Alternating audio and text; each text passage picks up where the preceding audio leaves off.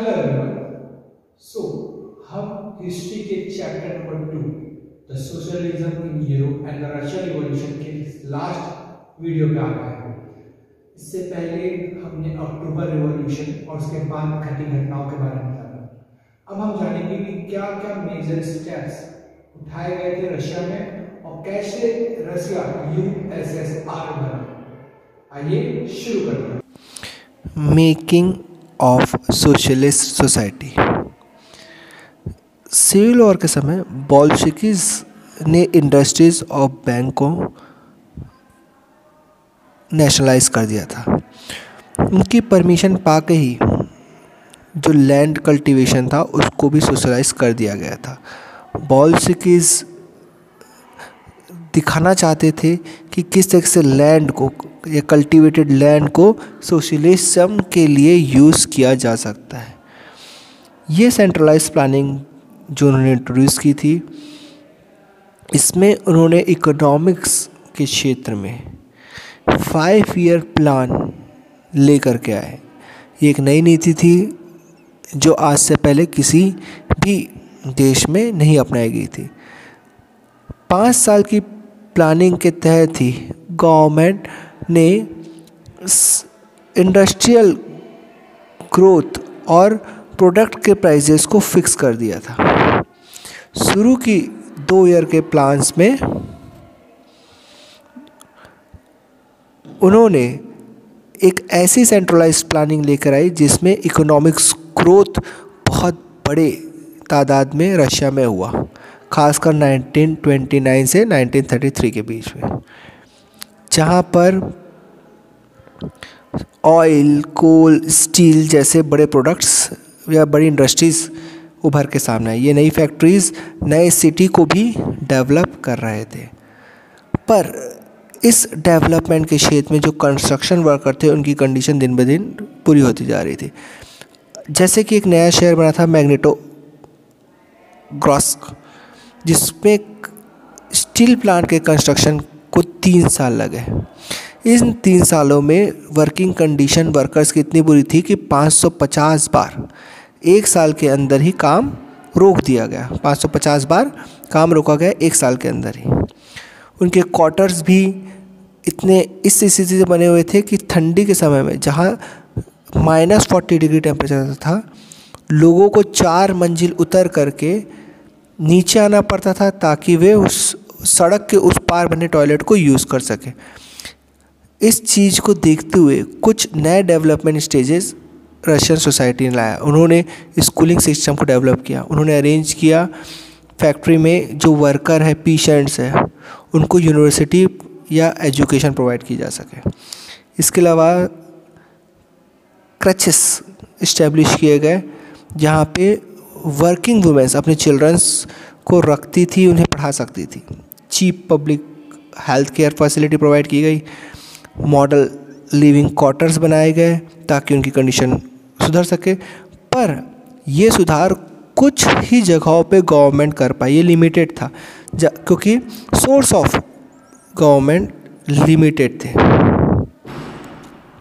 आइए अब हम स्टेनलाइजिंग एंड कलेक्टिवलाइजेशन के बारे में पढ़ लेते हैं। ओके, इकोनॉमिक डेवलपमेंट के रशिया के इकोनॉमिक डेवलपमेंट के अर्लियर पीरियड में एक बड़ा डिज़ास्टर हुआ कलेक्टिवलाइजेशन के नाम पे, कलेक्टिवलाइजेशन ऑफ एग्रीकल्चर के नाम पे। हुआ यूँ कि 1927-1928 में सोवियत रशिया को बहुत बड़ी प्रॉब्लम झेलनी पड़ी ग्रेन के सप्लाई के लिए। गवर्नमेंट ने फिक्स प्राइस कर दिया था। गवर्नमेंट ग्रेन की सब शॉर्टेज थी और इस फिक्स प्राइस के कारण गवर्नमेंट को ज़्यादा बायर्स, मतलब गवर्नमेंट जो है ज़्यादा अनाज नहीं खरीद पा रही थी क्योंकि प्राइस बहुत ज़्यादा लो था और डिमांड ज़्यादा थी। ओके, तो स्टालिन जो कि लेनिन के मरने के बाद पार्टी का लीडर बना था, उसने एक कुछ इम्पॉर्टेंट मेजर उठाए इस क्राइसिस से बाहर आने के लिए। वे मानते थे कि जो रिच पेशेंट्स है और जो ट्रेडर है वो कंट्री साइड में लोगों को उकसा रहे हैं ताकि हाई प्राइस में वो अपने ग्रेन्स को बेचे। ऐसा उनका मानना था।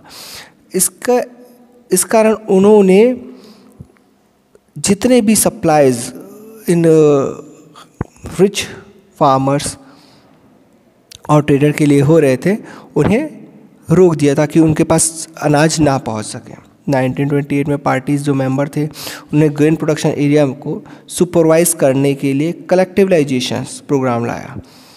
इन्होंने कुलकास वे लोग थे जो बड़े रिच पर्सन जो रिच फार्मर्स लोग हैं उनको कुलकास कहते हैं रशिया में। तो उन लोगों के ऊपर कलेक्शंस ऑफ ग्रेन का आरोप लगाया गया।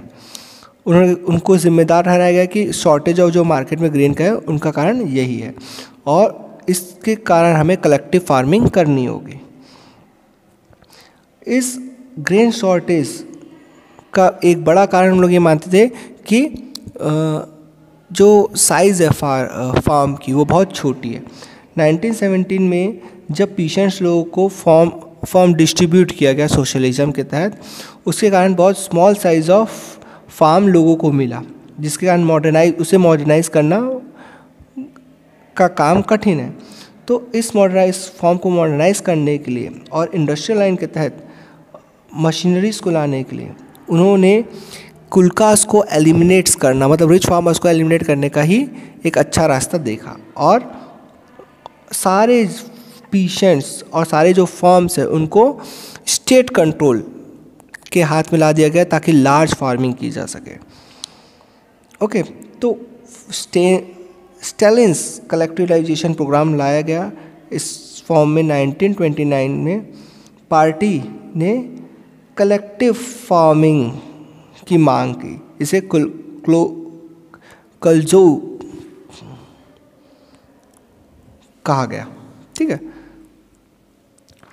इसमें बल्क में फार्मिंग करनी थी। ओनर जो थे इस फार्म के वो गवर्नमेंट थी। इसके अलावा पीशेंट जो इस फार्म में वर्क कर रहे थे कलहोज में, उनको जो भी प्रॉफिट होगा उनको डिस्ट्रीब्यूट किया जाएगा पीशेंट्स को। कुछ पीशेंट्स है जो इस चीज़ को अगेंस्ट रेजिस्ट कर रहे थे। ठीक है, और इस चीज़ को रेजिस्टेंस के लिए उन्होंने क्या किया, अपने जो लाइव स्टॉक्स थे उन्हें वो ख़त्म करने लगे, अपने जानवरों को मारने लगे ताकि वे कलेक्टिव फार्मिंग को जाना ना पड़े या अपने जानवरों को ना भेजना पड़े। 1929-1931 में कम से कम जितने जो कैटल्स है 1/3 कैटल्स मार दिए गए इस कलेक्टिवलाइजेशन के कारण। फार्मर लोगों ने खुद मार दिया। ये कलेक्टिवलाइजेशन प्रोग्राम को ना मानने वालों को सीवियर पनिशमेंट दिया जाने लगा। ठीक है, कई लोगों को जेल में भेज दिया गया, कई लोगों को एक्सेल्ड कर दिया गया रशिया से। कलेक्टिवलाइजेशन में जो पीशेंट थे वो आर्ग्यू कर रहे थे कि उन्हें रिच लोगों से कोई सहानुभूति नहीं है, ना ही उन्हें सोशलिज्म से कोई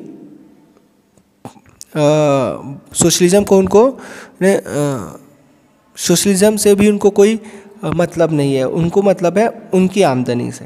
ठीक है, वे सोशलिज्म को मानते हैं, उसके अगेंस्ट नहीं है, लेकिन उनकी आमदनी भी बढ़नी चाहिए। ओके, तो ये जो वर्क हो रहा था कलेक्टिव फार्मिंग का, उसमें उन्होंने कई कारण बताए जिसके कारण वे वहाँ उससे नहीं जुड़ना चाहते थे। स्टेनलियन गवर्नमेंट ने एक इंडिपेंडेंट कल्टीवेशंस को भी बढ़ावा दिया ताकि बगावत कम हो सके और लोग अपने आज़ादी से भी कल्टीवेशन कर सके। पर ऐसे लोगों के कल्टीवेटर्स को मतलब उनको ज़्यादा सिंपैथी नहीं दी गई, उनको ज़्यादा योगदान नहीं दिया गया। स्पीड ऑफ कलेक्टिवलाइजेशन प्रोडक्शन तो बहुत ज़्यादा इंक्रीज़ हुआ, लेकिन बैड हार्वेस्ट के कारण 1933 में इसका बहुत बड़ा नुकसान हुआ कि अचानक आई फेमिनिन के कारण सोवियत में 4 मिलियन लोग मारे गए। ओके, तो पार्टी के अंदर भी बहुत से लोग इस चीज़ को क्रिटिसाइज़ कर रहे थे। इंडस्ट्रियल प्रोडक्शंस और प्लानिंग कमीशंस की बातों को वो और खासा कलेक्टिवलाइजेशंस के प्रोग्राम को वे इन सारी बातों से असहमत थे। स्टेनली ने इस क्राइसिस के समय बहुत सी कॉन्स्पिरेसी हुई सोशलिज्म की भावनाओं को लेकर के। ओके, इसके अलावा कंट्री में 1939 में 2 मिलियंस, तो जो भी इस प्रोग्राम के तहत या सोशलिज्म की भावनाओं के खिलाफ था, ऐसे समय में स्टैनली ने बहुत से लोगों को जेल डाल दिया गया। 1939 तक 2 मिलियन लोगों को जेल में डाल दिया गया था या लेबर कैंप में भेज दिया गया था, जो भी गवर्नमेंट के अगेंस्ट बात करता था या उन्हें क्रिटिसाइज़ करता था। तो कुछ छोटे छोटे इनोसेंट क्राइम के लिए भी उन्हें बड़ी सज़ा दी जाने लगी। ठीक है, तो कई लोग को टॉर्चर किया गया। ठीक है, और इनमें से ज़्यादातर लोग जो थे वो बहुत ही टैलेंटेड और प्रोफेशनल लोग थे, जो एक बदलाव की मांग कर रहे थे, जो उनको उस समय की गवर्नमेंट नहीं दे पा रही थी। आइए अब हम the global influence of Russian revolution in and USSR पढ़ लेते हैं। तो सोशलिस्ट जो पार्टी है वो खाली रशिया में नहीं, यूरोप में भी फैलने लगी। बोल्शेविक्स की जो पावर थी वो बोल्शेविक्स के हाथ में ही थी। ठीक है, पर वर्कर्स की जो मांग थी, उनकी इमेजिनेशन ऑफ वर्ल्ड थी, वो बोल्शेविक्स नहीं पूरी कर पाए। बहुत सी कंट्रीज़ में कम्युनिस्ट पार्टी फॉर्म्ड हुई, जैसे कि कम्युनिस्ट पार्टी ऑफ ब्रिटेन जो कि इंग्लैंड में फॉर्म हुई। बोल्शेविक्स के इनकरेज के कारण ही कॉलोनीज पीपल्स भी अब इस नए एक्सपेरिमेंट को फॉलो करना चाहते थे, वे भी सोशलिज्म लाना चाहते थे। ओके, बहुत से नॉन रशियन जो यूएसएसआर के बाहर थे, वे उन्होंने भी बढ़ चढ़कर इन कॉन्फ्रेंस में हिस्सा लिया। पीपल ऑफ ईस्ट 1920 में फॉर्म हुआ। बोल्शेविक्स ने एक कमेंट्री बनाई, international union of pro Bolshevik socialist party, जिनमें उन्हें यूएसएसआर एजुकेट करता, उन्हें कम्युनिस्ट यूनिवर्सिटी में काम भी करवाते, उनके बारे में उसकी विचारधारा बताते, अपनी विचारधारा बताते।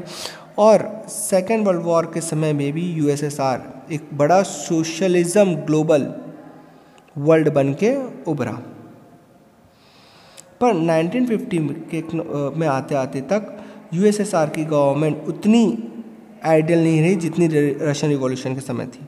ओके, सोशलिस्ट मूवमेंट अब रिकॉग्निशन जो था वो तो बढ़ा था, लेकिन जो सोवियत यूनियन की विचारधारा थी वो दबती जा रही थी, क्योंकि वो अब बहुत ही ज़्यादा रूढ़िवादी होते जा रहे थे। इनके बैकवर्ड का जो कारण है वो है पावर को हथियाने का, जो उनका विचारधारा थी। इसके अलावा जो एग्रीकल्चर डेवलपमेंट हुआ, जो लोग की पेट भरी गई, समाजवाद को बढ़ावा गया, ये एक बहुत ही अच्छी विचारधारा थी। इसके डिक्लाइन होने का कारण ये भी कहा जा सकता है बोल्शेविक्स के, कि लोगों को बहुत सी आज़ादियों से दूर रखा गया था। जो डेवलपमेंट प्रोजेक्ट्स थे वो बहुत ही ज़्यादा करप्शन से घिर गए थे। इसके अलावा 20th सेंचुरी में आते आते तक इंटरनेशनल रेपुटेशन में भी यूएसएसआर बहुत ज़्यादा डिक्लाइन हो गया था। वो एक सोशलिस्ट कंट्री तो था, लेकिन उसके डिक्लाइन होने का कारण करप्शंस और सोशलिस्ट आइडियल से भटक जाना भी कह सकते हैं। But in east country the idea of socialism is rethought and variety of different way. पर अब बहुत सी कंट्री में सोशलिज्म की बातें तो होती है, उनकी विचारधारा अब अलग अलग वैरायटीज, अलग अलग आइडिया के साथ लोगों के बीच में आती है। तो होप आपको ये चैप्टर अच्छे से समझ में आया होगा। अगर आपको वीडियो अच्छा लगा है तो इसे लाइक करें, कमेंट करें और चैनल को सब्सक्राइब कर लीजिए, बेल आइकन पे क्लिक कर लीजिए ताकि वीडियो अपलोड होते ही नोटिफिकेशन आपको मिल जाए। Thank you.